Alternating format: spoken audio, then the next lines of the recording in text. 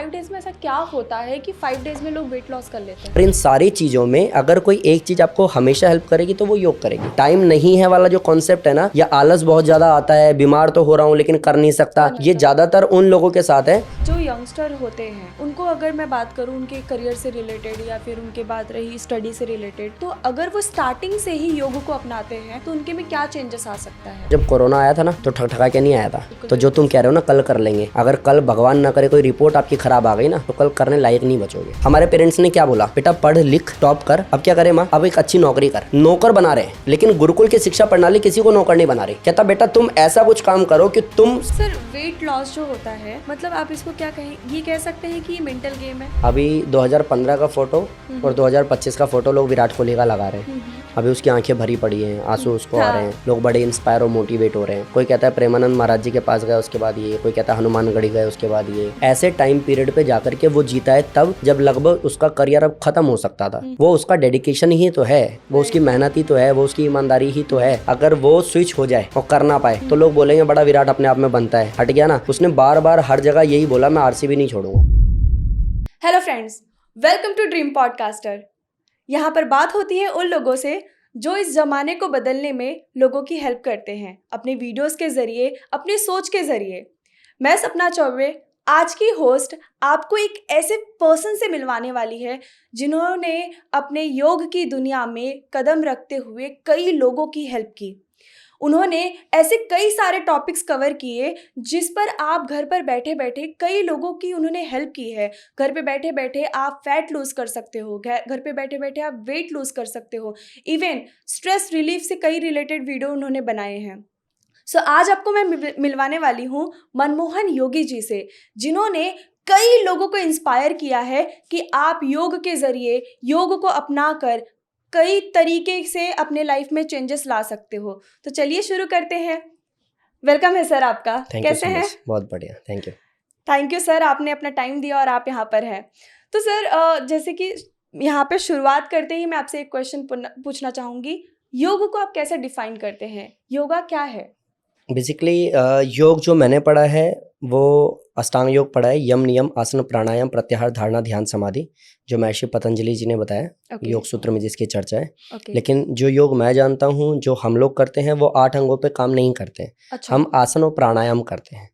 जो है ना यम नियम आसन प्राणायाम प्रत्याहार धारणा ध्यान समाधि, हम समाधि पे भी काम नहीं करते। आपको मेरे को समाधि तो चाहिए नहीं ना, बिल्कुल हमें तो लाइफ को जीना है। जीना है। तो हम जो करते हैं वो आसन और प्राणायाम करते हैं। आसन हमारे फिजिकल हेल्थ पे काम करता है और प्राणायाम हमारे इंटरनल और मेंटल हेल्थ पे काम करता है। तो अगर मैं कोई बीमारी की बात करूं, sugar, BP, thyroid, knee pain, back pain, arthritis, तो ये सब प्राणायाम से ठीक हो जाता है। अच्छा। जिस योग को मैं जानता हूँ वो थेरेपी योग आप कह सकते हो कि बीमारी को ठीक करने के लिए या वेट लॉस करने के लिए, या एडवांस योग लाइक एडवांस आसन होते हैं जिसमें कंपटीशन खेलने होते हैं, या योग वो जिसमें करियर बनाना होता है। तो वो जो भी वीडियो देखेगा उसको ये डिसाइड करना पड़ेगा कि वो कौन सा वाला योग जानना चाहता है। बिल्कुल, क्योंकि योग बहुत बड़ा चैप्टर है। मैं कहूँगा तो एक यूनिवर्सिटी है, आपको उसमें किस में एडमिशन लेना है वो आपको देखना पड़ेगा, क्योंकि करियर आपको क्या चूज करना है वो देखना पड़ेगा। मीन्स अगर आपको वेट लॉस करना है तो उसके स्पेसिफिक आसन है, अगर आपको एंजाइटी ठीक करना है तो उसके स्पेसिफिक प्राणायाम है। आपको उतना सा जानना है, अगर जान जाते हो तो योग आपके लिए है। बिल्कुल सर मैं ये ना बहुत बहुत बड़ा क्वेश्चन है कि योग से सच में बीमारी ठीक हो जाती है? हाँ, मतलब बहुत आराम से ठीक हो जाती है। कई लोगों ने तो किया है और फिर बोलते हैं यार रिजल्ट ही नहीं आता है। नहीं, फैक्ट भी है, मैं उनको भी गलत नहीं बताऊंगा। अगर मैं एक योग गुरु हूँ, अगर मैं एक योग टीचर हूँ, अगर मैं इंस्ट्रक्टर हूँ, मैं योग कराता हूँ और मेरे को खुद ही नॉलेज नहीं है, मैंने ऐसे 20 लोगों को भी कराया, तो 20 को फायदा नहीं होगा। वो 200 लोगों को ये बोलेंगे योग से कुछ नहीं होता। तो ये प्रॉब्लम मैं इंडिविजुअली किसी इंसान का नहीं मानता हूँ, ये प्रॉब्लम उन योग वालों का है जिन लोगों ने योग को अच्छे से प्रस्तुत किया ही नहीं है।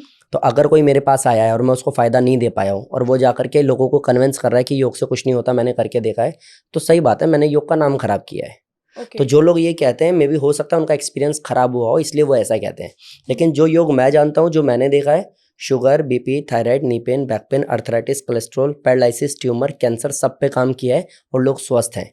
तो योग बीमारियां ठीक करता है, ये मेरा एक्सपीरियंस है। आपके पर्टिकुलर वीडियोस है एक एक पेन से रिलेटेड, कैसे रिलीफ पाए? हाँ, मेरा वेट लॉस से रिलेटेड भी वीडियो है, सूर्य नमस्कार का भी वीडियो है, अनुलोम विलोम का संपूर्ण ज्ञान का भी वीडियो है, शुगर बीपी थायराइड कैसे ठीक करें उसका ही वीडियो है, अर्थराइटिस है, बेड पे पड़े हो, चल नहीं सकते हो, उठ नहीं सकते हो, हाथ पैर अकड़ गए, अर्थराइटिस से कैसे बाहर आए तो उसका भी वीडियो है। सब कुछ मैंने बना करके फ्री ऑफ कॉस्ट यूट्यूब पे डाला हुआ है। लोग कर भी रहे हैं, लोगों को फायदा भी हो रहा है। ओके सर, 45 डेज में क्या सच में वेट लॉस होता है? 5 डेज में भी हो जाता है। 5 डेज में भी होता है? अभी रिसेंटली मेरा संडे में लाइव आया था यूट्यूब पे, उससे पहले मैंने 5 days week Monday to Friday weight loss करवाया 5 डेज वीक का। एंड मैंने कहा मैं संडे लाइव आऊंगा, संडे आप लोग बताइएगा जिनका रिजल्ट आएगा। तो मैंने जैसे मैं संडे लाइव आया ना रात को 8:30 बजे 9 बजे जो भी, मैंने पूछा 5 दिन में किस किस का वेट लॉस हुआ है। लिटरली लोगों ने लिखा 3 किलो 4 किलो 5 किलो। तो 45 डेज में तो ट्रांसफॉर्मेशन हो जाता है, वेट लॉस तो 5 दिन में भी शुरू हो जाता है। ओके सर, ऐसा 5 डेज में ऐसा क्या होता है कि 5 डेज में लोग वेट लॉस कर लेते हैं? देखो पहली चीज की थोड़ा डाइट पे काम होता है, प्लस कार्डियो वो करते हैं, स्ट्रेचिंग। कार्डियो मतलब ट्रेडमिल नहीं, कार्डियो जो योगिक जॉगिंग है उसमें योगिक एक्सरसाइजेज हैं उसके थ्रू कार्डियो करते हैं, स्ट्रेचिंग करते हैं, बेंडिंग करते हैं, सूर्य नमस्कार करते हैं, प्राणायाम करके स्ट्रेंथ गेन करते हैं। तो ओवरऑल कंप्लीट पैकेज है जिससे वेट लॉस होता है। तो सर बहुत लोग ना यहाँ पे जैसे योगा के जो पोस्चर्स होते हैं वो सही तरीके से लेना होता है, अदरवाइज प्रॉब्लम बढ़ भी सकती है। तो ऐसे में क्या ये सच होता है? कितना सच होता है? देखो आपको ये समझना पड़ेगा कि जिस पोस्चर की आप बात कर रहे हो वो करने क्या वाले हो। लाइक एडवांस योग करते हो तो उसके पोस्चर अलग हैं। और उनके प्रॉपर कॉम्पिटिशंस होते हैं। उनके प्रॉपर कॉम्पिटिशन में जजेस होते हैं। वो देखते हैं कि किसका पोस्चर अकॉर्डिंग टू सिलेबस अच्छा है। वो जितना भी आपका ग्रेड 1 ग्रेड 2 ग्रेड 3 का होगा उस हिसाब से वो नंबरिंग करेंगे, उस हिसाब से फर्स्ट सेकंड थर्ड आते हो। तो वहां पे पोस्चर का बहुत बड़ा रोल है। जिसका सिलेबस के हिसाब से सेट बैठ रहा है वो फर्स्ट प्राइज ले जाएगा, वो गोल्ड मेडल ले जाएगा। वो एक डिपार्टमेंट है। जब मैं देखता हूँ कि मेरे को पर्टिकुलर कोई बीमारी है उससे रिलेटेड मुझे 5 आसन करने हैं तो अलाइनमेंट का रोल तो है लेकिन परफेक्शन की भी जरूरत नहीं है। आप आधा अधूरा भी अगर कर पा रहे हो लेकिन सही डायरेक्शन में कर पा रहे हो तो रिजल्ट तब भी आ जाता है। तो वो अगर मैं जैसे बात करता हूँ पर्टिकुलर कुछ ले लो, आप शुगर ले लो। शुगर को ठीक करने के लिए स्टमक पे काम करना जरूरी है क्योंकि इंसुलिन बनता है पेनक्रियाज से, पेनक्रियाज स्टमक में, वो टारगेट एरिया स्टमक है। तो अगर आप धनुरासन करते हो तो डजंट मैटर कि पोस्चर बहुत अच्छा है, मेन मुद्दा है कि धनुरासन को आपने किया है। अगर आप कर रहे हो तो स्टमक पे काम होगा, स्टमक पे काम होगा तो इंसुलिन बनना शुरू होगा, बाहर से आपको इंजेक्ट नहीं करना पड़ेगा। तो ये क्राइटेरिया आपको सेट करना पड़ेगा। कंपटीशन में पोस्चर का बहुत बड़ा रोल है। बीमारी ठीक करने पे जितना भी आप कर पा रहे हो उसी को अगर अच्छे से करने की कोशिश करते हो तो भी आप ठीक हो जाते हो। तो ऐसा कुछ नहीं है कि पर्टिकुलर ये वाला आसन इस तरीके से ही होगा तभी आप ठीक हो गए, ऐसा कुछ भी नहीं है। क्योंकि मैंने ये बहुत सुना था कि यार इसकी सही पोस्चर होने चाहिए, होना चाहिए, तो ये वर्क करता जरूरी तो है, जरूरी है, लेकिन ऐसा बिल्कुल नहीं है कि आपका पोस्चर अच्छा होगा तभी रिजल्ट। आपकी इच्छा शक्ति अच्छी होगी तो रिजल्ट आ जाएगा। ओके सर, इसमें क्या ऐसा डेडिकेशन और ये कंसंट्रेशन बहुत जरूरी है, ऐसा कुछ होता है? देखो योग अपने आप में ही डेडिकेशन है और अपने आप में ही कंसंट्रेशन है। योग की अगर डेफिनेशन समझोगे ना तो योग की डेफिनेशन है अथा योगानुशासनम। अनुशासन मतलब योग। तो जो अनुशासित है वो योग कर रहा है, सिंपल। अगर एक और डेफिनेशन में बताऊं, योगः कर्मसु कौशलम, कर्मों की कुशलता मतलब योग। जिसका परफेक्शन है वो योग कर रहा है। तो आप डजंट मैटर कि आप योगा मैट पे बैठे हो, अगर आप अपने ऑफिस में भी पूरी ईमानदारी से अपने काम को कर रहे हो और आपको प्रमोशन मिल रही है, आप ग्रोथ कर रहे हो, बाद में आप ही CEO बन रहे हो, आप उस कंपनी को चला रहे हो, बाद में को फाउंडर आप, लाइक आपका अगर पोस्ट डे बाय डे बढ़ रहा है और आपने उस पर काम अच्छे से किया है तो योगः कर्मसु कौशलम, कर्मों की कुशलता तो आप में थी ना, इसीलिए आप अचीव कर गए। तो आप तब भी योग कर रहे हो। तो योग का चैप्टर ही अलग है, डेफिनेशन ही अलग है। लेकिन अगर मैं कहूँ पर्टिकुलर कि किसी बीमारी को ठीक करने के लिए वाला योग अलग है, एडवांस आसन करके कंपटीशन जीतने वाला योग अलग है, मेडिटेशन अगर आपको करना है तो वो योग अलग है, अगर आपको समाधि तक जाना है तो वो योग अलग है। आपको देखना है आपको कौन सा वाला करना है। ओके सर, ये जो आपने कहा कि मेडिटेशन एंड ऑल ही करना चाहिए, तो ये जो है कि एक स्टूडेंट के लाइफ में भी जरूरी है? डेफिनेटली जरूरी है, फोकस तो चाहिए ना। अगर मैं पढ़ करके एग्जाम देने जाऊं और मैं ये कहूँ अरे यार मैं भूल गया, भूल कैसे गया, तूने पढ़ाई किया था यार, याद ही नहीं आ रहा। तो वो जो है ना याद नहीं आ रहा वाला माइंड को हेल्दी बनाना है तो प्राणायाम करना पड़ेगा, त्राटक करना पड़ेगा, भ्रामरी प्राणायाम करना पड़ेगा। अगर आप करते हो तो डेफिनेटली आपका माइंड स्ट्रांग होगा, फिर आपने जो याद किया वो आपको याद रहेगा, आप अच्छे से परफॉर्म कर पाओगे, आप टॉप करोगे। तो डेफिनेटली जरूरी तो है ही है। सर आज के जो यंगस्टर है, मतलब लाइक मी, तो वो लोग क्या करते हैं, जिम की तरफ ज्यादा अट्रैक्ट होते हैं। तो आप कैसे कहेंगे कि उनको योगा करना चाहिए या जिम ही करना चाहिए? देखो जिम भी सही है, खराब नहीं है, क्योंकि वो सबके बस की बात नहीं है। अगर किसी को नी पेन है, क्या उसको ट्रेडमिल करा सकते हो? नहीं करा सकते हो। अगर किसी को साइटिका या बैक पेन है तो क्या उसको पुशअप्स करवा सकते हो? क्या उसको डंबल करवा सकते हो? नहीं करा सकते हो। तो आपको देखना पड़ेगा कि योग हर एक परिस्थिति में किया जा सकता है। आप स्वस्थ हो और स्वस्थ ही रहना चाहते हो तो भी आप योग कर सकते हो। अगर आप बीमार हो, एज अ योग थेरेपी लेना चाहते हो ताकि बीमारी से बाहर निकलो, तो भी योग कर सकते हो। 5 साल का बच्चा है, वो एडवांस योग करके फ्लेक्सिबल और ज्यादा हो सकता है ताकि कंपटीशन जीते। 80-90 साल का बूढ़ा है जिसको उठा बैठा चला नहीं जाता, वो सूक्ष्म व्यायाम और प्राणायाम करके अपने आप को स्वस्थ कर सकता है। तो एवरेज हर एक स्थिति परिस्थिति में आप योग कर सकते हो, लेकिन जिम, जुम्बा, एरोबिक, स्विमिंग हर टाइम पे नहीं कर सकते हो। अगर कोई अस्थमैटिक है, अगर किसी को ब्रेन स्ट्रोक पड़ा है, तो उसको आप प्राणायाम तो करा सकते हो, लेकिन उसको आप जिम नहीं करा सकते, आप उसको स्विमिंग नहीं करा सकते। फिर इसमें कैटेगरी बढ़ जाती है कि अगर आप एक ऐसी एज है जहाँ पे आप सेल्फ रिस्पेक्ट बहुत ऊपर रखते हो, आप हमेशा मोटिवेट रहते हो, आपको अपने शरीर से प्यार बहुत है, अट्रैक्टिव दिखना आपको बहुत पसंद है, तो आप करो जिम, कोई दिक्कत नहीं है। लेकिन लाइफ लॉन्ग आप स्वस्थ रहना चाहते हो, फ्लेक्सिबल रहना चाहते हो, लंग्स, लिवर, किडनी मजबूत रखना चाहते हो, तो आप योग करो, वो आपको देखना पड़ेगा। अगर फिजिकल लेवल पे काम करना है तो जिम बेस्ट है।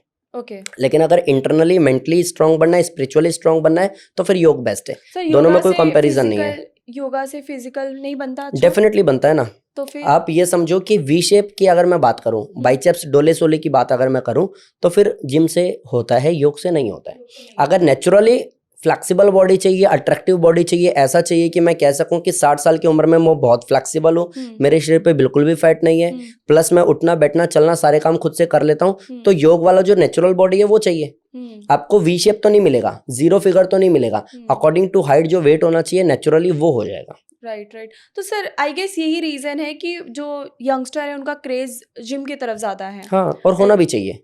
एक टाइम होता है ना, अगर आप समझो ना 18-19 साल का लड़का है, उसको आप बिठा दो कि आप आत्मा परमात्मा का मिलन, सर्वशक्तिमान सच्चिदानंद प्रभु का ध्यान, उसको क्यों करना है? उसको तो कुछ ऐसा करना है ना, चाहे वो ऑफिस में हो या फ्रेंड्स में हो या वो शादी में जाए, तो दिखे ना कि हमें कुछ हूँ, तो करो बिंदास। लेकिन ऐसे बहुत लोगों को जानता हूँ, यूथ की बात कर रहा हूँ, जो जिम करता है, अच्छी खासी फिजिक्स बना रखी है, साथ में वो सेंटर में आता है सूर्य नमस्कार और अनुलोम विलोम सीखने के लिए, ताकि वो इंटरनली मेंटली भी उतना स्ट्रांग रहे जितना फिजिकली है। तो वो आपको देखना पड़ेगा। सर जो यंगस्टर होते हैं उनको अगर मैं बात करूं उनके करियर से रिलेटेड या फिर उनके बात रही स्टडी से रिलेटेड, तो अगर वो स्टार्टिंग से ही योग को अपनाते हैं तो उनके में क्या चेंजेस आ सकता है? देखो, करियर की बात करूं या फिर पढ़ाई की बात करूं, सब चीज़ों में कुछ चीज़ें कॉमन है। जैसे आपको फोकस होना पड़ेगा, आपको डेडिकेटेड होना पड़ेगा, आपको बहुत हद तक कहीं ना कहीं परिस्थितियां विपरीत आएंगी, लेकिन आपको पॉजिटिव रहना पड़ेगा। और इन सारी चीज़ों में अगर कोई एक चीज़ आपको हमेशा हेल्प करेगी तो वो योग करेगी। क्योंकि वो आपके शारीरिक रूप से, मानसिक रूप से, आध्यात्मिक रूप से, आपके सेल्स पे, आपके हार्मोन्स पे, आपके इंटरनल ऑर्गन्स पे, सब पे काम करता है। योग के अलावा दूसरा कोई ऑप्शन ही नहीं है जो सब पे काम करे।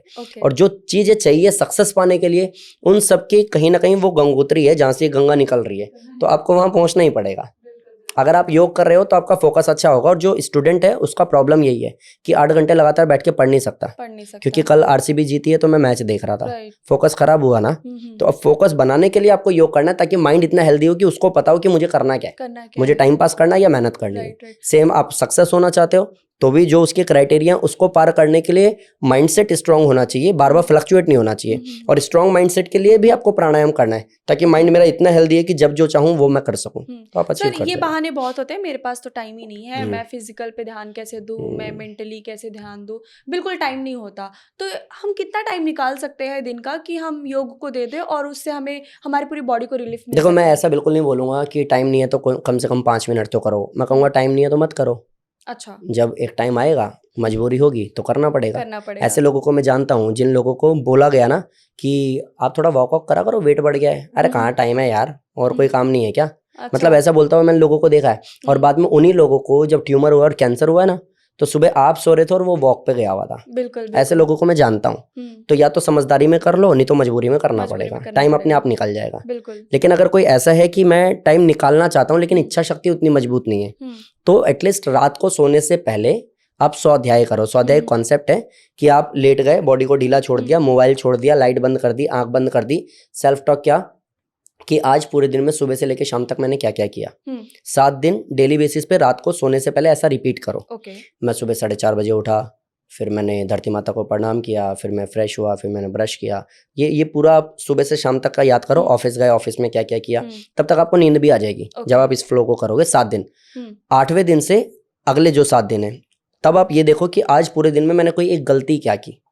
ठीक है, अब आपको पता चलेगा कि यार वो जो मेरा गार्ड है ना, वो मेरे को गुड मॉर्निंग डेली बोलता है, बट मैं उसको इग्नोर करके चली जाती हूँ।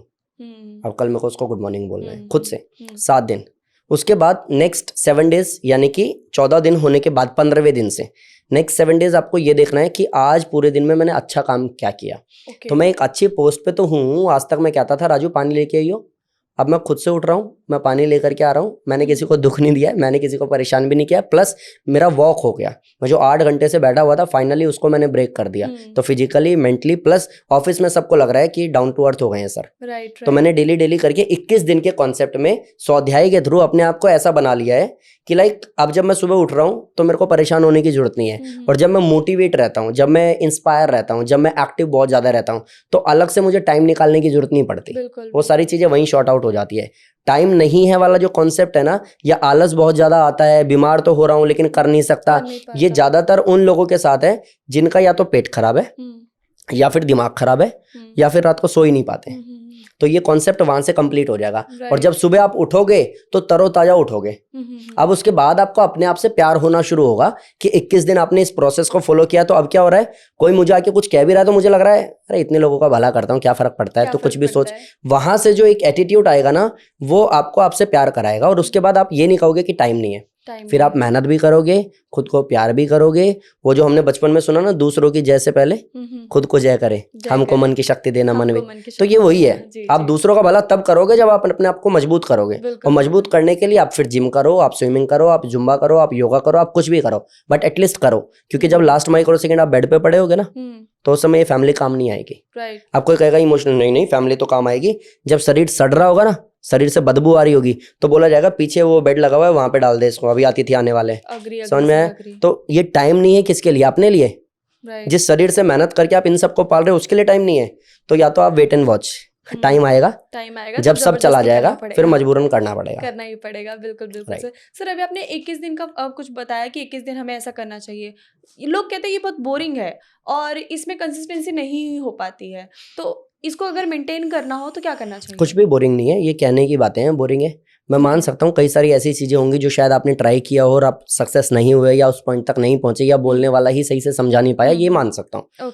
लेकिन स्वाध्याय बोरिंग है ये नहीं मान सकता, क्योंकि ये मैंने किया है।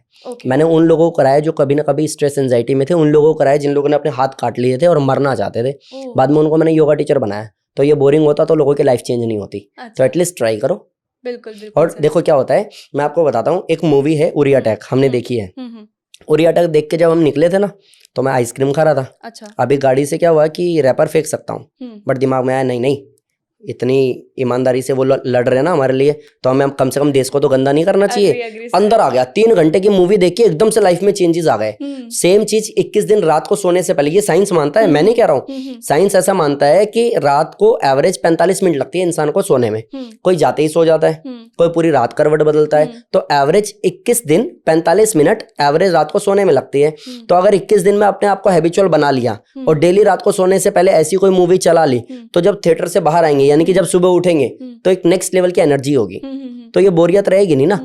आपको समझना, अगर आउटपुट है तो बोरिंग क्या है? अच्छा, खाना बनाना भी बोरिंग पार्ट है। जिसको नहीं है मन, वो नहीं बनाना चाहता। लेकिन खाना खाने वाले को अगर टेस्ट आ गया ना, तो जिसने बनाया उसको भी मजा आता है कि फाइनली बना सफल हो गया। तो ये क्लियर करना पड़ेगा कि अगर मेरे को मोटिवेशन चाहिए, तो मेरे को साथ में ये देखना पड़ेगा कि अगले 21 दिन जो मैं कर रहा हूँ, 21 दिन के बाद मेरा आउटपुट आया क्या है। और मैं हमेशा कहता हूँ, संकल्प में विकल्प नहीं होना चाहिए। अगर मैंने सोच लिया, मैं क्यों 4 दिन बाद छोड़ के ये बोलूं नहीं, तूने किया कहाँ है? पहले करके देख। और बिल्कुल बोरिंग नहीं है। रात को जब लाइट बंद हो गई, उल्टा सीधा सोच रहे थे, तो उससे अच्छा है कि अच्छी चीज सोच रहे हो। बिल्कुल। रात को सोने से पहले हम सोचते हैं ना, क्या और कुछ भी लाइफ में मजा नहीं आ रहा, फैमिली समझते नहीं है, करियर में बहुत कुछ करना चाहता हूँ, लोग पॉलिटिक्स करते हैं। जब उल्टा सोच ही रहे हो, तो अपने आप को ऐसे थिएटर में ले जाओ जहां उरी अटैक लगी हो।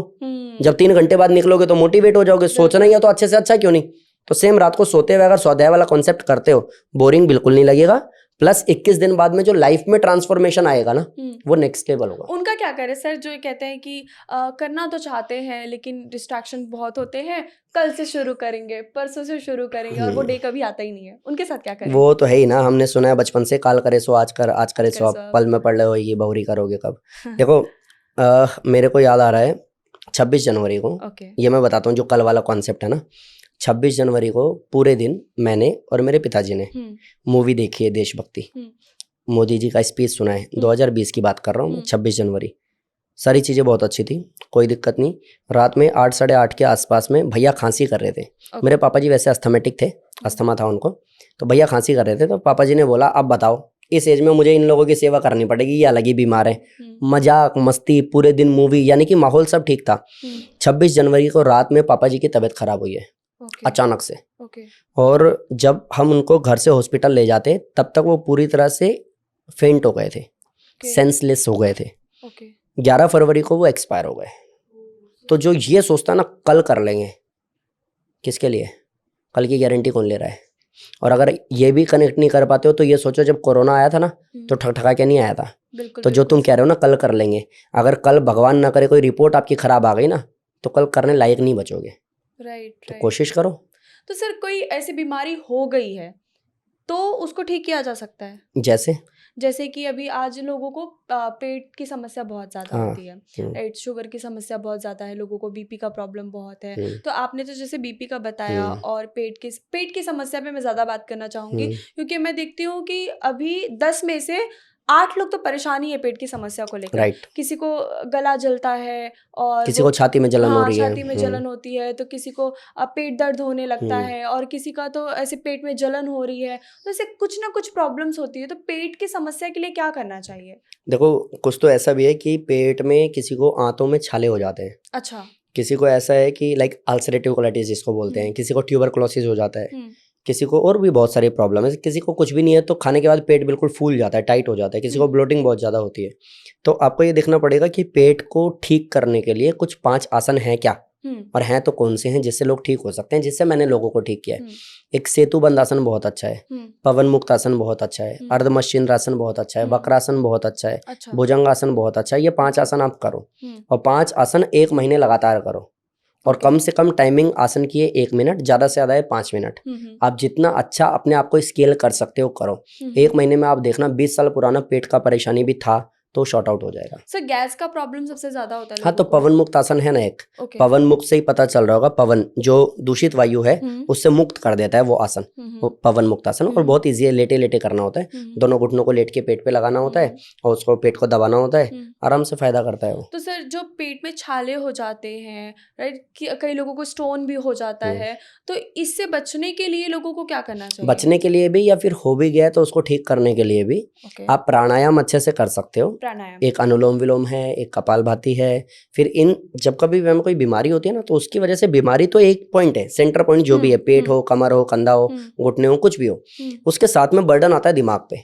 तो उसमें कुछ प्राणायाम और ऐड कर सकते हो जो दिमाग को हेल्दी बनाएंगे, पॉजिटिव वाइब्स देंगे। भ्रामरी प्राणायाम है, उद्गीत प्राणायाम है। ओवरऑल आपको ये देखना पड़ेगा इन शॉर्ट कि मेरे को पर्टिकुलर किसी बीमारी में XYZ कुछ भी हो सकती है, उस बीमारी का सेंटर पॉइंट क्या है। और 84 लाख आसन है टोटल, जिसमें से 84 को विशेष रूप से माना गया है। उस 84 में भी और पार्टीशन किए गए हैं। तो मेरे को 84 लाख या 84 आसन नहीं करने, वो 5 कौन से करने जिससे मैं ठीक हो सकता हूँ। और ये बताने के लिए आपके आसपास में कोई अच्छा योग शिक्षक होगा, उससे जाओ, सीखो, प्रैक्टिस करो, ठीक करो, हो जाता है ठीक। Great sir. तो सर आपको इसमें कब इंटरेस्ट आया, मतलब योग, और मतलब आप काफी फिट भी लगते हैं। तो इतने यंग एज में आपको इंटरेस्ट आ गया इसमें? जैसे कि आप अभी मैंने कहा है कि आज के जो यंगस्टर का जमाना है वो तो जिम में जाना पसंद करते हैं, तो जिम छोड़ के आपने योग क्यों अपनाया? मैंने छोड़ा कुछ भी नहीं है। मैंने बीच में अपने क्योंकि मेरे दोस्त का जिम भी है तो मैं उसके जिम में भी जाता था। मैंने पुशअप भी लगाए हैं, है ना, मैंने ट्रेडमिल भी किया, बाइसेप्स भी किया। मेरे को ये भी पता है कि पहले 2.5 किलो के डंबल से करो, फिर 5 के से करो, फिर 7.5 से करो, फिर 10 से, फिर 12.5 से, 15 से रैप मारो, वगैरह वगैरह। तो इसलिए मैं कहता भी हूँ कि जिम खराब नहीं है, क्योंकि मैंने वहाँ पे भी जो लोगों को देखा ना मेहनत करते हुए, तो पता चला ये भी सबके बस की बात नहीं है भाई। जिनको विशेप वाले को आप ये बोलते हो ना डब्बा खा के बनाया होगा, तो तू डब्बा खा के भी नहीं बना सकता। सही है। तो मैं कभी भी क्रिटिसाइज नहीं करता, क्योंकि मैंने वो लाइफ देखी है, कितने डिसिप्लिन्ड होते हैं वो लोग, जिन लोगों ने अपने ट्रांसफॉर्मेशन किया है। कहाँ पहले 46 किलो के थे, सूखी हड्डी बोल के चिढ़ाया जाता था, आज 56, 57, 60 किलो के, और क्या खतरनाक बॉडी बना रखी है, मॉडलिंग कर रहे हैं। तो वो भी सबके बस की बात नहीं है। लेकिन मैं जिम छोड़ के योग में नहीं आया, मैं कभी एक्चुअली जिम में पूरी तरह से गया ही नहीं। अच्छा। क्योंकि मैं गुरुकुल चला गया था 2006-07 में। ओके। और वहीं मेरी पढ़ाई योग की, गुरुकुल की सारी शिक्षा दीक्षा मेरी वहीं पे हुई। 10th तक मैं हरियाणा गुरुकुल में था। अच्छा। 11th-12th मैंने गुरुकुल कांगड़ी से किया, फिर ग्रेजुएशन गुरुकुल कांगड़ी से किया, फिर उत्तराखंड संस्कृत यूनिवर्सिटी से मैंने मास्टर किया। तो ओवरऑल पढ़ाई मैंने योग की 2013 से मैंने क्लास करानी शुरू की, पहले होम ट्यूशन। फिर वहां से एक्सपीरियंस बिल्ड किया, तो फिर मैंने अपना सेंटर खोला। फिर लगभग 10-12 साल हो गए अब मेरे को सेंटर पे कराते हुए। और उसके अलावा फिर मैंने ऑनलाइन क्लास शुरू की। पिछले 6 महीने में मेरे सारे पॉडकास्ट अभी की डेट में अगर सर्च करोगे ना, तो इंडिया के जितने भी टॉप रेटेड पॉडकास्ट हैं योग के, उसमें रैंक कर रहे हैं हम लोग, टॉप पे रैंक कर रहे हैं हम लोग। अब वो सारी चीजें एक्सपीरियंस की वजह से हो रही हैं, प्लस परमात्मा का वो आशीर्वाद है। तो अब ऑनलाइन में भी लोगों के रिजल्ट्स आ रहे हैं। ये सब बाय नेचर हो गया, मतलब मेरी कोई प्लानिंग नहीं थी इसके पीछे। हाँ, मैं कंपटीशन कर रहे थे, मैं मेहनत कर रहा था, मैंने कंपटीशन खेला। कंपटीशन के टाइम पे हमें कोई सिखाने वाला नहीं था, मैं कंपटीशन हार गया। तो बचपन की बात है, मैंने ऐसे ही बोल दिया कि अपना खुद का सेंटर खोलेंगे, जयराम योगा नाम रखेंगे और देखना हम दुनिया को सिखाएंगे। अब जयराम भी, मतलब मेरे पिताजी का नाम जयशंकर है, माताजी का नाम रामफुल है। अच्छा, इसलिए जयराम। हाँ, आपने मिक्स करके बना दिया। तो वो मैंने 7वीं-8वीं में सोच लिया था कि जयराम योगा खोलेंगे। ये नहीं पता था बीमारी ठीक करेंगे, ये था कि एडवांस योगा करवाएंगे। लेकिन पता नहीं डेस्टिनेशन आपकी क्या है, डेस्टिनी आपको कहाँ ले जाना चाहती है। बस ये है कि मेरे हमेशा पूर्वजों से तो मैंने यही सुना है कि जिव्या पे कभी कभी सरस्वती बैठी होती है, तो गलत नहीं बोलना चाहिए। मैंने हमेशा ये बोला कि मैं बहुत बड़ा आदमी बनूंगा। मैंने हमेशा बोला कि योग में कुछ ऐसा करूंगा किसी ने सोचा नहीं होगा। मैंने हमेशा ये बोला कि जयराम योगा सेंटर खोलूंगा, देखना दुनिया में नंबर 1 पे होगा। योग का अगर कोई सबसे बड़ा ब्रांड होगा तो जयराम योगा होगा। बस मैंने बोला है और परमात्मा ने वो कर दिया है, ऐसा है। सर, आपने गुरुकुल का नाम लिया बीच में, तो आपको क्या लगता है आज का जो एजुकेशन सिस्टम है, गुरुकुल ज्यादा बेटर है एजुकेशन सिस्टम से, या फिर आज का जो एजुकेशन नहीं, ये तो आज का जो शिक्षा प्रणाली है ना, ये विकलांग बना रही है, सीधी सी बात है। अब एक बात बताओ कि मैंने जो भी पढ़ाई की, जो भी कोर्सेज मैंने किए, उसका प्रैक्टिकल लाइफ में क्या लेना देना है? खास कुछ भी नहीं। अब जितने भी टीचर्स हैं ना, वो इसको डिफाइन करने की कोशिश करते हैं, अल्फा बीटा गामा, यहाँ नहीं यहाँ काम आता है। मैं एक बेसिक सी बात कर रहा हूँ, नहीं काम आता है। जो हम लोगों ने पढ़ा है, अगर कोई सही से समझने की कोशिश करेगा, ज्यादातर चीजें हमारे काम की ही नहीं है। हमें पढ़ा दिया कुतुब मीनार कब बना था, अरे गूगल सर्च करो अभी पता चलेगा। तुमने पूरा साल क्यों खराब करवाया?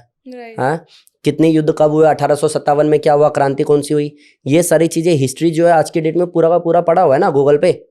फिर तुम क्या पूरे साल पढ़ा रहे हो? अगले 10 साल पढ़ा रहे हो, 12 साल पढ़ा रहे हो, 15 साल बाद भी वो गधे की तरह बाहर निकल रहा है। उसके बाद भी उसको जॉब करनी पड़ रही है, इंटर्नशिप करनी पड़ रही है, उसके बाद उसको कहीं अच्छी जगह पे पोस्टिंग हो रही है। तो अभी जितने भी बाहर के लोग हैं ना, इंडिया की बात नहीं कर रहा हूँ, बाहर की बात कर रहा हूँ, वो लोग प्रोडक्टिविटी पे काम करते हैं।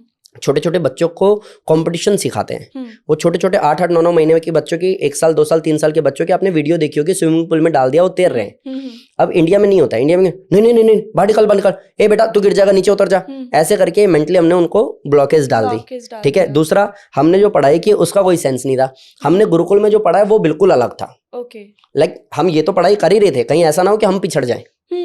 हमारी तो दोनों स्टडी करते थे? हाँ, गुरुकुल में कंपलसरी था, एनसीईआरटी का हमारा पूरा सिलेबस था। पहले हरियाणा बोर्ड था, बाद में एनसीईआरटी हो गया, वो तो हम पढ़ ही रहे थे। अच्छा। उसके साथ में कुछ हम ऐसा पढ़ रहे थे जो शायद कहीं नहीं पढ़ाया जाता, जिसको व्यवहारिक ज्ञान बोलते हैं।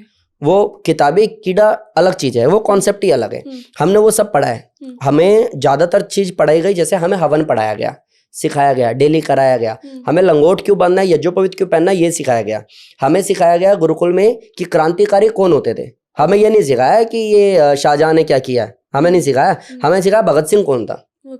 हमें सिखाया भगत सिंह ने 23 साल की उम्र में ऐसा क्या सोच लिया कि वो देश के लिए शहीद हो गया। हमें ये सब पढ़ा है। तो अगर मेरे से पूछोगे शिक्षा प्रणाली, तो मैं कहूंगा गुरुकुल की बेस्ट है। हमने गाय का गोबर भी उठाया और गुरुकुल में झाड़ू भी लगाई है। हमने वॉशरूम, शौचालय भी साफ किए खुद ही।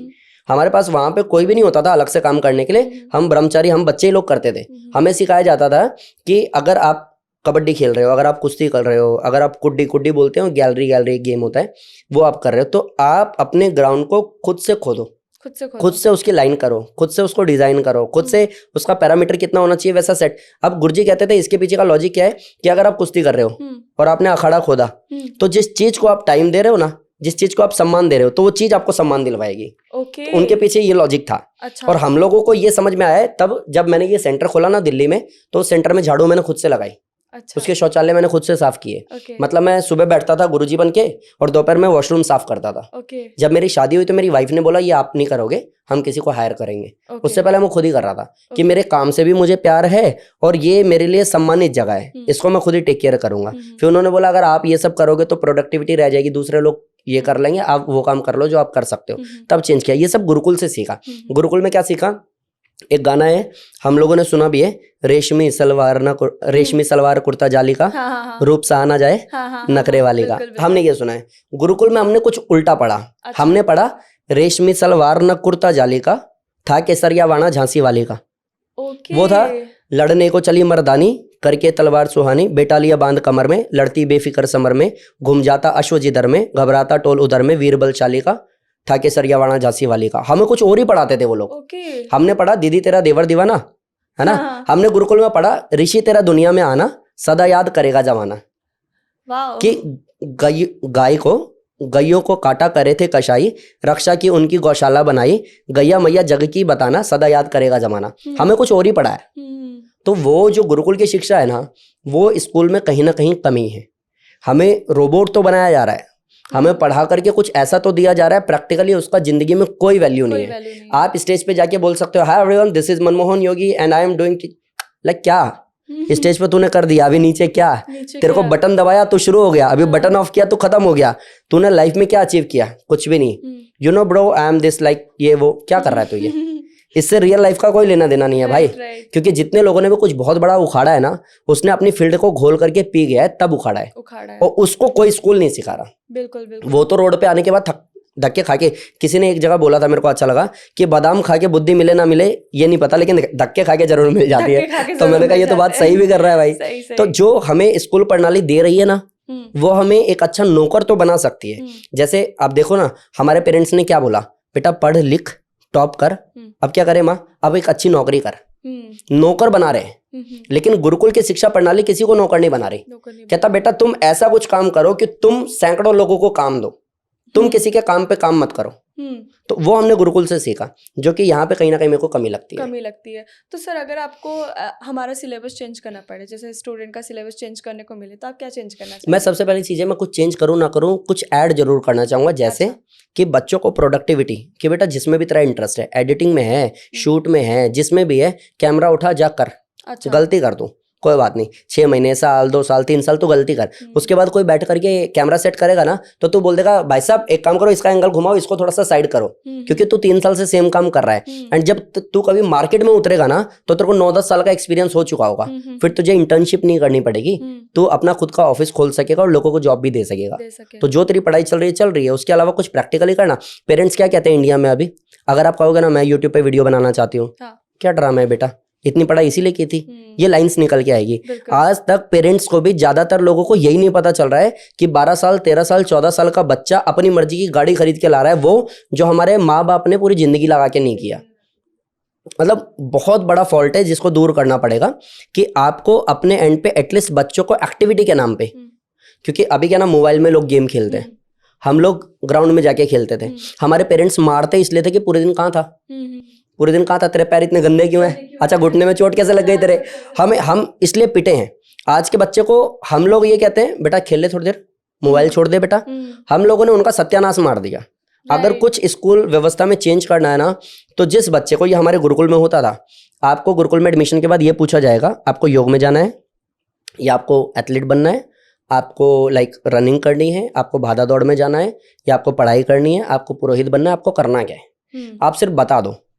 अब हम योग वाले थे, अगर हम क्रिकेट खेलते दिख गए ना, गुरुजी कूट देते थे हमें। तुम योग करो अच्छे से, योग करो, कंपटीशन खेलो। इंटरेस्ट चेंज हो गया तो मतलब अभी मैंने योग में लिया, वो तो फ्लक्चुएट होता रहेगा। बट एटलीस्ट आप 10 चीज करके ये तो पता कर लोगे कि आप किस में ज्यादा अच्छा कर रहे हो। जिस दिन वो पता चल जाएगा उस दिन भी कामयाब हो जाओगे। अब मैं देखता हूँ 27-28 साल के बच्चों को, उनसे पूछो क्या अभी कुछ सोचा नहीं है यार, अभी 4-5 साल है, जरा वो डबल BA डबल MA कर लेते हो। अरे डबल करके क्या करेगा, कितनी डिग्री इकट्ठी करेगा, लास्ट में तो तेरे को मेहनत ही करनी पड़ेगी ना। मतलब मेरा 2013 में गोल्ड मेडल आया, मैं प्रैक्टिकली बात करता हूँ, 2013 में मेरा गोल्ड मेडल आया। अच्छा गोल्ड आ गया नेशनल में, तो इंसान इंटरनेशनल की तैयारी करता है, सिंपल। मेरा गोल्ड आया और स्टेज पे खड़े होकर के उस दिन मैंने संकल्प लिया कि आज के बाद मैं कॉम्पिटिशन नहीं खेलूंगा। क्यों?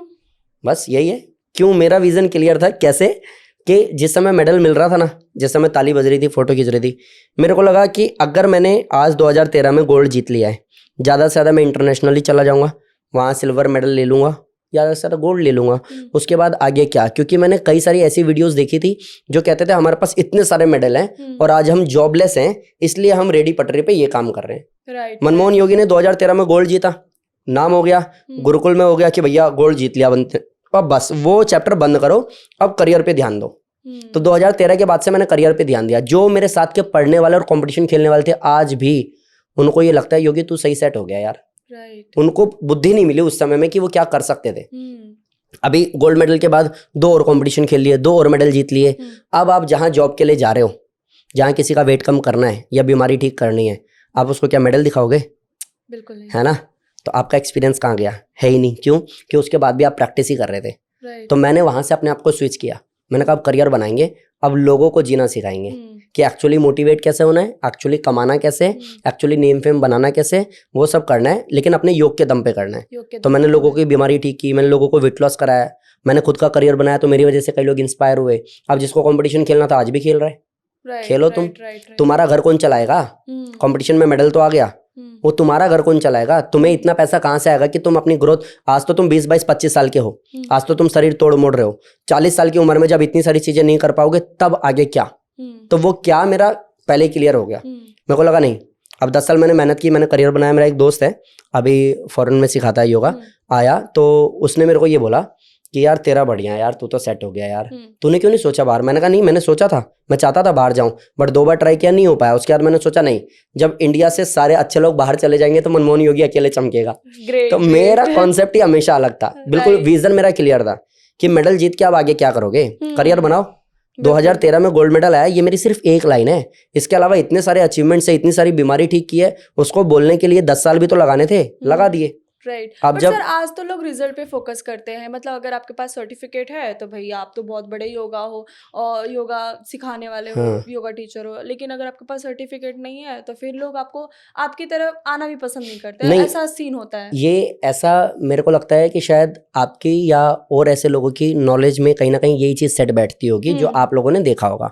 मेरा एक्सपीरियंस इसके बिल्कुल अपोजिट है। जैसे अगर मान लेता हूँ आप या मैं, हमें नी पेन हुआ, पता चला कि उसमें कोई प्रॉब्लम आ गई है और नी रिप्लेस करवाना पड़ेगा। आपको फला डॉक्टर का नाम बोलता हूँ कि एक अनिल डॉक्टर है, द्वारका में है, आप नी रिप्लेस कराओ, उनके पास जाओ। तो आप जाके क्या ये बोलोगे कि सर अपनी डिग्री दिखाना जरा? नहीं ना। आपको ये पता है कि किसी ने रेफरेंस दिया है तो बंदे में गट्स होंगे और आप उसके अचीवमेंट देखोगे, ना कि डिग्री देखोगे। आप वो किताबी वाली डिग्री नहीं देखोगे, आप उसका एक्सपीरियंस देखोगे जिसने लोगों को हील किया और अब वो लोग ठीक है। सेम योग में होता है। योग में मेरे पास कोई आता है ना तो कहता है मेरे को अस्थमा है, मेरे को साइनस है, मेरे को माइग्रेन है, और कोई ये नहीं कहता कि सर एक बार योगी सर अपनी डिग्री दिखाना जरा। ऐसा कोई नहीं कहता। सब ये जरूर कहते हैं कि सर फला आदमी ने बताया था कि उसका एंजाइटी 4 महीने में ठीक हो गया था, मेरी बेटी की शादी है 2 महीने बाद, प्लीज इसको भी करवा दो। कोई मेरे से डिग्री नहीं मांगता। तो वो कॉन्सेप्ट जो है ना डिग्री वाला, वो उन लोगों पे इम्प्लीमेंट होता है जो लोग डाउटफुल है, जो लोग कुछ कर नहीं पा रहे, जो लोग लोगों को रिजल्ट नहीं दे पा रहे। स्वामी रामदेव जी से डिग्री कोई क्यों नहीं मांग रहा? मोदी जी डिग्री दिखाई नहीं पाए आज तक। तो आप समझो ना, डिग्री से ज्यादा जरूरत आपके एक्सपीरियंस की है। आपके पास में अगर वो नॉलेज है, अगर आपके पास में एक्सपीरियंस है, चुटकी बजा के महीने भर में आप रिजल्ट दे सकते हो, तो आपकी डिग्री कोई चाटेगा थोड़ी ना। उससे कोई मतलब नहीं बनता। तो आप सर आप ये कहना चाहते हो कि बचपन से ही हमें किसी स्पेसिफिक चीज में मास्टर करना चाहिए? नहीं, बचपन से किसी स्पेसिफिक में नहीं, क्योंकि बचपना जो ऐसा होता है ना कि उसमें आप डिसाइड ही नहीं कर पाओगे। मैंने बीच में नेटवर्क मार्केटिंग, अभी ऑफ कैमरा हम बात भी कर रहे थे, मैंने नेटवर्क मार्केटिंग भी की। मुझे कुछ बहुत बड़ा करना था। अच्छा। अगर मैं योग में नहीं करता तो मैं नेटवर्क मार्केटिंग में करता, मैं नेटवर्क मार्केटिंग में नहीं करता तो मैं किसी कंपनी के थ्रू करता, मैं कुछ तो करता, लेकिन मैं कुछ बहुत बड़ा करता। ये कीड़ा था। तो आप 10 चीजें करो, 10 जगह फेल हो, फिर 11वीं नई चीज करो, 11वीं जगह फेल हो, फिर 12वीं चीज करके बोलो कि मैंने 10 चीज की थी, कुछ नहीं कर पाया और 11वीं में देख सक्सेस हो गया। तो आप लेकिन कोई एक चीज पकड़ के रहोगे, आप कुछ कर नहीं पाओगे। जैसे अभी मेरे को सेंटर में ना अपने कर्टन वगैरह लगवाने थे, तो एक आया, उसने कील मारी तो वो कील लगी नहीं, कील मुड़ गई। फिर उसने दूसरी कील निकाली, मारी दीवार में, कील लगी नहीं, मुड़ गई। तीसरी फिर की, तो ना परेशान हो गया। और उस समय एसी भी नहीं था, एसी भी खराब था, तो मैं बैठा बैठा पसीने में मैं भी इरिटेट हो रहा था कि कर लेना भाई जल्दी, और उससे हो ही नहीं रहा था। तो उसने कहा एक काम करो भैया, ड्रिल मशीन दे दो। मैंने ड्रिल पकड़ा दिया उसको, उसने किया, ड्रिल भी नहीं हुआ। अच्छा। तो टेंशन में आ गया, बोला अजीब हाल हो गया ये, फिर किसी दूसरे ने, उसके चेले ने ये बोला भैया हो सकता है ना यहाँ पे बीम हो, साइड में मारो ना, हो जाएगा। उसने थोड़ा सा नीचे मारा, टक, एक बार में कील घुस गई। सही डायरेक्शन क्या है वो भी तो डिसाइड करना पड़ेगा। मे बी आपने कोई एक चीज चूज कर ली आपकी इच्छा के अनुसार, लेकिन उसकी अभी डिमांड नहीं है, उसकी प्रोडक्टिविटी से मतलब नहीं है, उसमें दूर दूर तक कहीं सक्सेस नहीं है, और जितना भी ग्राफ बढ़ना था बढ़ चुका। अब आपने चलना शुरू किया तो मे बी आपको अचीवमेंट नहीं मिलेगी। अब कोई कहेगा नहीं मैंने तो बचपन से यही किया है। आप 10 चीज करो, 11 चीज करो, 20 चीज करो, आप फेल हो कोई बात नहीं, लेकिन जब आपकी एक एज आएगी ना तब तक एक्सपीरियंस हो चुका होगा, सही गलत आपको पता होगा और आप अचीव आराम से कर जाओगे। लेकिन एटलीस्ट ट्राई करो। लोग ट्राई नहीं करते, डरते हैं ना, डरते हैं इसलिए नहीं हो पाता। डरते भी है सर, प्लस ऐसा लगता है कि क्या करें, मतलब आज इतना मार्केट में इतनी सारी चीजें आ गई हैं, अपॉर्चुनिटी बहुत है मैम, लोगों ने किया नहीं है। अच्छा एक बात बताओ, आप मुंबई से हो, मुंबई में ना एक मैंने सुना है मुच्छड़ पान वाला है, बहुत फेमस है। अच्छा। बहुत फेमस है, उसका पान बहुत महंगा आता है। कहाँ पर? कहीं तो है मुंबई में, आप सर्च करोगे आपको निकल जाएगा। मुच्छड़ पान वाला, डॉली चाय वाला आपने सुना है ना? बिल्कुल। और बहुत ऐसे नाम हैं जिनको आप सुनोगे देखोगे तो आपको लगेगा। अभी एक ट्रक वाला है जो ट्रक से मिनिमम अमाउंट कमाता है, यूट्यूब से वो लाखों में कमाता है। अच्छा। ट्रक वाला है, वो ब्लॉगिंग करता है। ट्रक आज मेरा कहाँ गया, ऐसा ना, हाँ, कि ऐसा ट्रक आज कहाँ गया, आज हमने क्या बनाया, आज मतलब आप समझो कि जब बच्चा पैदा होता है उसके लाइक जितने भी जो कपड़े वगैरह खरीदने हो, बेबी केयर वगैरह है, फर्स्ट क्राई है, और सारी चीजें है ना। बच्चा पैदा होने से लेकर के स्कूल जाता है तो उसके बैग वगैरह, नोटबुक वगैरह, दुनिया भर की चीजें। अब जिस डे केयर में जाता है वहां पे भी जॉब है। वो बच्चा जब पैदा हुआ जिस हॉस्पिटल में हुआ वहां पे भी जॉब है। जब वो बच्चा बड़ा हो जाता है, उसकी शादी होती है, शादी से पहले पढ़ाई होती है, कॉलेज होता है, वहां पे भी जॉब है। मतलब उसके बैकएंड की बात कर रहा हूँ। जब वो बच्चा बड़ा होता है, शादी होती है, तो डेकोरेशन वालों में भी जॉब है। आप फार्म हाउस बुक कर सकते हो, वहां भी मीडिएटर बनते हो तो भी जॉब है। अब दुनिया भर का काम करने के बाद जब इंसान बीमार हो जाता है तो हॉस्पिटल में फिर से बहुत काम है। जब वो मर जाता है तो शमशान घाट में भी काम है। कोई तो काम कर रहा है ना वहां पे। प्लस जब इंसान मर जाता है तो उसके कपड़े उठा करके वहां छोड़ दिए जाते हैं, है ना। अब वो कपड़े अगर आप जाके देखते हो तो वो सारे कपड़े ऐसे ही 10 लोग मरे हैं, 10 लोगों के कपड़े वो इकट्ठा करते हैं, पोटली बनाते हैं और ई रिक्शा पे रख देते हैं। वहां से वो धुलने जाते हैं और रोड पे वो बिकते हैं, वहां भी काम है। अब आप कहोगे नहीं मैं कंफ्यूज हूँ, मुझे क्या करना है। तो भाई इतना सब कुछ आज के युग में है और सोशल मीडिया का जमाना है। अगर आप अभी भी कुछ नहीं कर सकते हो तो 100% वो आपका अपना पर्सनल प्रॉब्लम है। क्योंकि हर जगह काम है। सर आपको ये कब लगा कि मुझे जो आप योग सिखा रहे हैं उसको सोशल मीडिया पे लेकर आना चाहिए? ये मेरे को आई डोंट नो कि 2012-13 में ऐसा क्यों लगा, बट लगा। शायद नेचर मेरे से कराना चाहता था, शायद परमात्मा ने कुछ और मेरे साथ लिखा हुआ था। 2012-13 जब मेरे को नॉलेज नहीं थी तब भी मैं वीडियो डाल रहा था। एल्गोरिदम नहीं पता था, एसईओ क्या होता है पता नहीं था, तभी भी मैं इस पे काम कर रहा था। मेरे को थंबनेल क्या होता है पता नहीं था, टाइम क्या होता है, कितने बजे डालना होता है कुछ नहीं पता था, तब भी मैं इस पे काम कर रहा था। तो वीडियो फोटो मैं तब से डाल रहा हूँ। इवन मेरा नी का ऑपरेशन हुआ 2007-8 में, तो मैंने ना इस पे नी कैप पहन के, और अपने पास कुछ पैसे थे क्योंकि उस समय ना हम लोग जलसे में जाते थे, गुरुकुल के कुछ 8 बच्चे थे, जलसे में जाते थे, हम स्टेज पे योगा करते थे और 200 300 500 रुपए हमें मिलते थे। कुछ बच्चे बादाम मंगा लेते थे, कुछ और मंगा लेते थे। मैंने पैसे इकट्ठे करके अपना फोटो शूट कराया था और उस समय भी नहीं पता था। मेरे को लगा मेरे घुटने का ऑपरेशन हो गया, मे बी आज नहीं कल मैं शायद योगा ना कर पाऊं, तो मैं फोटो शूट करा लेता हूँ। बचपन में जिस समय समझ नहीं थी उस समय फोटो शूट करा लिया, ये सोच के कि जब कोई पूछेगा तो मैं कहूंगा एक टाइम मैं भी इतना करता था। तो मेरे को लगता था हमेशा से कि जितना कर रहे हो एटलीस्ट उसको संभाल लो, तो वो करते करते मेरे को खुद ही नहीं पता चला कि कब योग में मैं इतना सब कुछ कर गया और लोगों को इतना फायदा हो गया। और आज यूट्यूब पे तो कोई भी वीडियो, चाहे वो कोई पॉडकास्ट हो या मेरी पर्सनल वीडियो, लाखों में जा रही है, मिलियंस में जा रही है।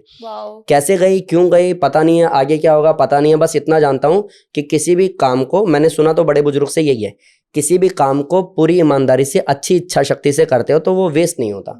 और मेरा बचपन से आज तक किया हुआ कुछ भी वेस्ट नहीं हुआ, सब सफल हो गया। कभी आप भी मोटे थे सर?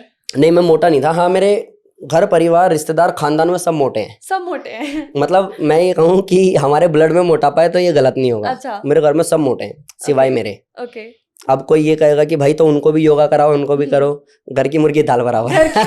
मैं नेक्स्ट यही बोलने वाली थी। तो देखो अगर किसी को लगता है कि ये मनमोहन है यार हमारे सामने ही पैदा हुआ है, तो मैं उनको नहीं करा सकता। इसलिए मैं कई बार बोलता भी हूँ कि जिसकी इच्छा शक्ति ही नहीं है उसको मैं कराऊंगा भी नहीं, क्योंकि मेरा टाइम और एनर्जी क्यों वेस्ट करूँ।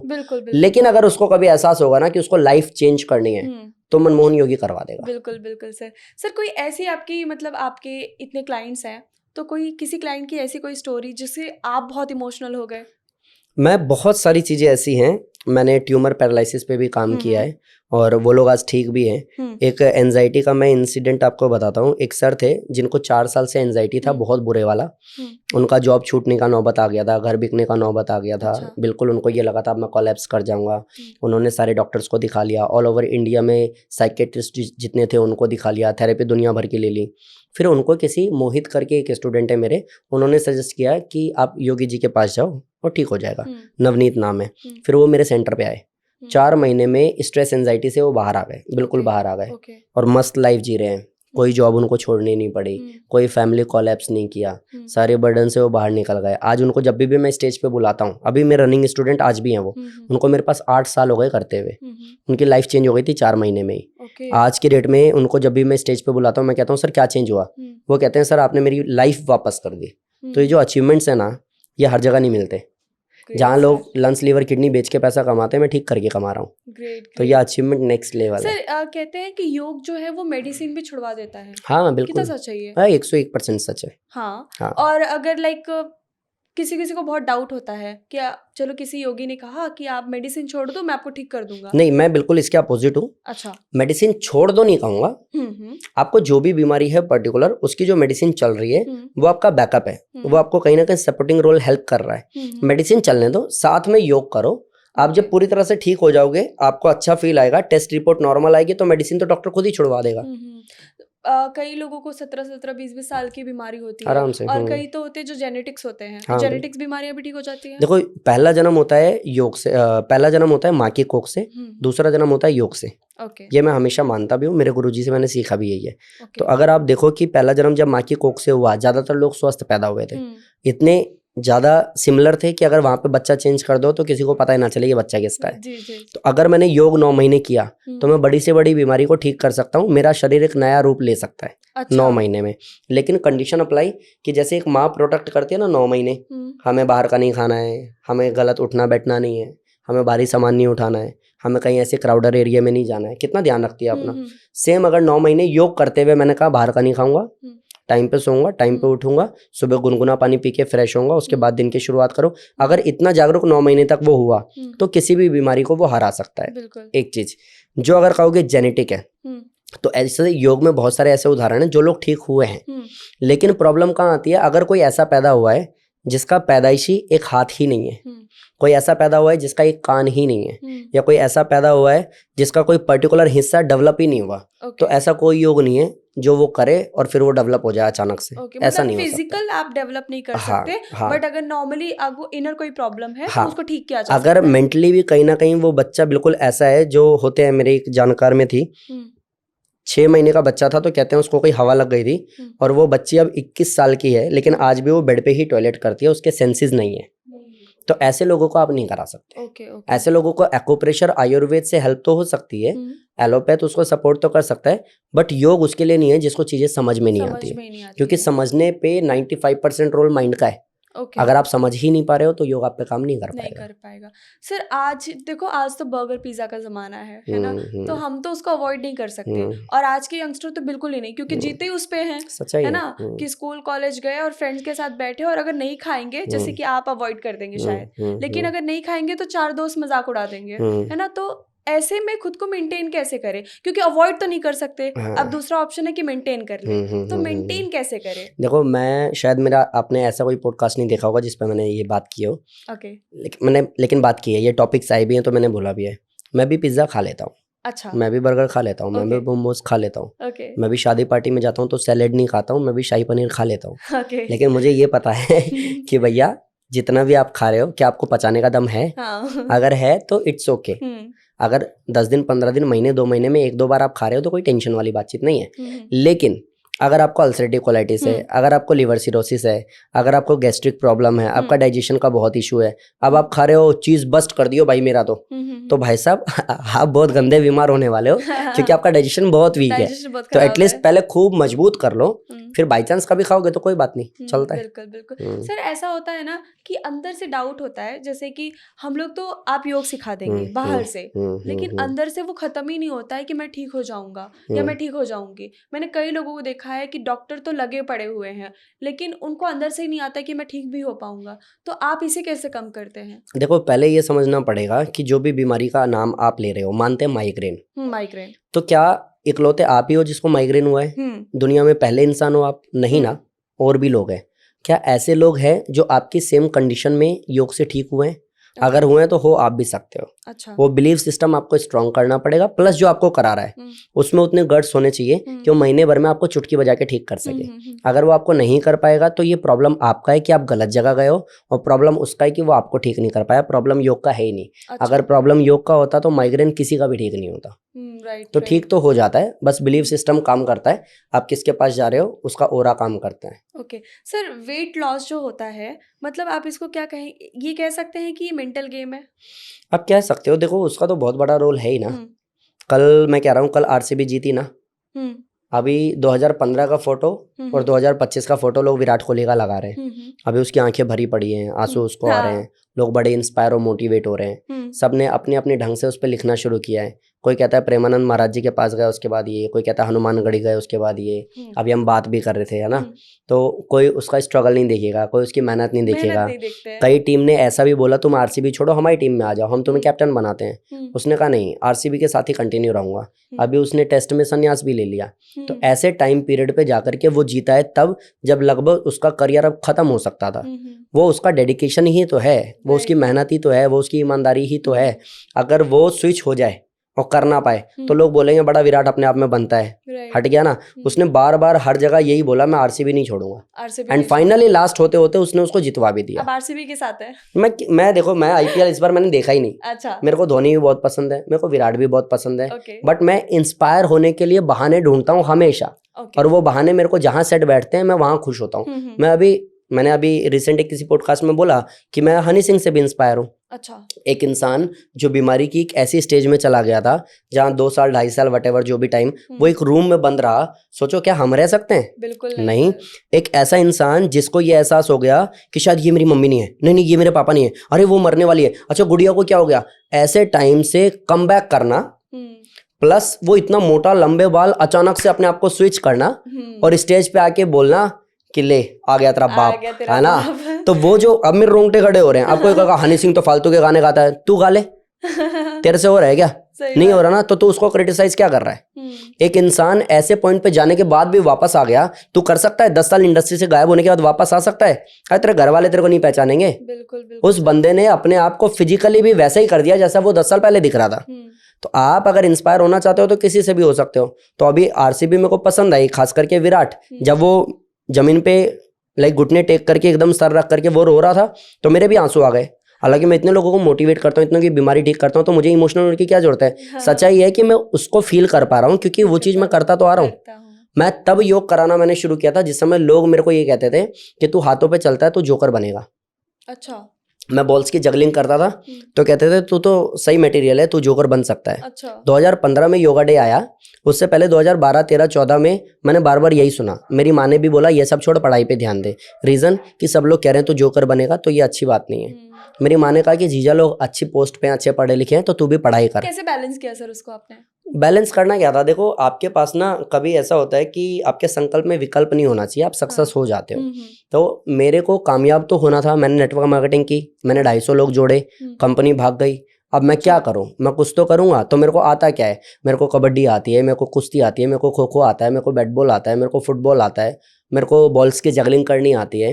क्या मैं इन सब चीज़ों में उलझ जाऊं या मुझे कुछ ऐसा आता है जिसकी वजह से लोग मेरे को एटलीस्ट जानते हैं? तो मुझे योग आता है, तो भैया योग को अच्छे से करेंगे, कुछ इतना बड़ा करेंगे कि योग में ही करियर बनेगा। सर योग आपने योग कोचिंग ही क्यों स्टार्ट किया? मतलब कबड्डी आपको आता था और बाकी सारी चीजें आती थी, आपने उसमें कोचिंग क्यों नहीं स्टार्ट की? कुछ ना आपको आता है, लाइक आता कैसा है कि आप ठीक है, आप ये कह सकते हो कि हाँ चल खेलते हैं, कबड्डी आती है मुझे, आप कह सकते हो। बट क्या उसके बारे में उतनी तगड़ी नॉलेज है कि आप वर्ल्ड वाइड फेमस हो सकते हो? तो शायद नहीं।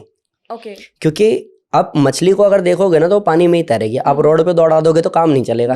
ठीक है। और अगर आप घोड़े को पानी में दौड़ लगवाओगे तो काम नहीं चलेगा। तो सबकी अपनी जगह है। तो मेरे को ये लगता था कि इतनी सारी चीजों में मैं सबसे अच्छा क्या कर सकता हूँ, तो मैं योग कर सकता हूँ। और वो मैंने किया, उसमें मैंने मेडल भी जीता, उसी में मेरा करियर भी बना। Okay great sir. Jairam yoga को लेकर सर क्या प्लानिंग है आपकी? प्लानिंग मेरी ये है बेसिकली, अभी तो हम जैसे ऑफलाइन से ऑनलाइन पे आ गए हैं। ऑनलाइन बहुत अच्छा कर रहे हैं। हाँ। डेली के सैकड़ों लोग जुड़ भी रहे हैं। हाँ, डेली के सैकड़ों लोग जुड़ रहे हैं और लोगों को फायदा भी हो रहा है। हम लोग बाकी अभी स्टाफ भी बड़ा कर रहे हैं, ऑफिसेज भी ले रहे हैं और भी ऑनलाइन के सेटअप हमने कर दिए हैं ऑलरेडी। सारी चीज़ें चल रही हैं। बट अगर मेरे से पूछोगे इन फ्यूचर, तो मैंने ये सोचा हुआ है, प्रारूप कुछ भी हो सकता है। मैं आश्रम बनाऊं, मैं गुरुकुल खोलूं, या मैं ऐसे स्कूल्स बनाऊं, या मैं किसी ऐसी संस्था के साथ जो नो लॉस नो प्रॉफिट पे मेरे साथ में काम करे और लोगों को जागरूक करने में मेरे अभियान में साथ दे। कोई भी तरीका हो सकता है, आई डोंट नो।